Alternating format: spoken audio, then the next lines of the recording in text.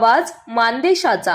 Dahiwadi police ठाण्याच्या हद्दीत दारूबंदी कायद्याअंतर्गत मोठी कारवाई करण्यात आली असून अवैधरित्या दारूची वाहतूक आणि विक्री करणाऱ्या इसमांविरोधात गुन्हा दाखल करण्यात आला आहे।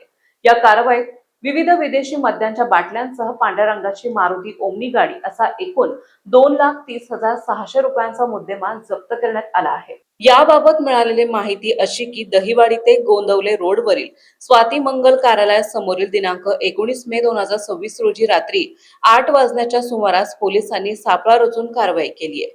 यावेळी पांढऱ्या रंगाची मारुती ओमनी गाडी क्रमांक MH12 NU 8943 मधून मोठ्या प्रमाणात बेकायदेशीर दारू वाहतूक केली जात असल्याचं निदर्शनास आलंय।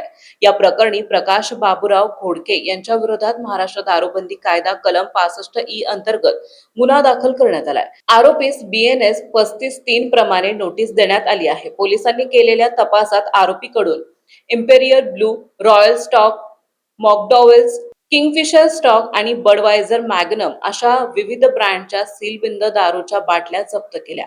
यासोबतच वाहतुकीसाठी वापरण्यात येणारी ओमनी गाडीही पोलिसांनी ताब्यात घेतली आहे। या प्रकरणी दहिवडी पोलीस ठाण्यातील पोलीस शिपाई सहदेव चंद्रकांत साबळे यांनी फिर्याद दिली असून गुन्ह्याची नोंद करण्यात आली आहे। सदर कारवाई सहाय्यक पोलीस निरीक्षक दत्तात्रय दराडे यांच्या मार्गदर्शनाखाली करण्यात आली आहे। पुढील तपास SSI चंद्रहार खाडे, पोलीस हवालदार NS लोखंडे करीत आहेत। स्थानिक परिसरात सुरू असलेल्या अवैध दारू विक्री आणि वाहतुकी विरोधात पोलिसांनी उचललेल्या या धडक पावलाचे नागरिकांतून स्वागत होत आहे।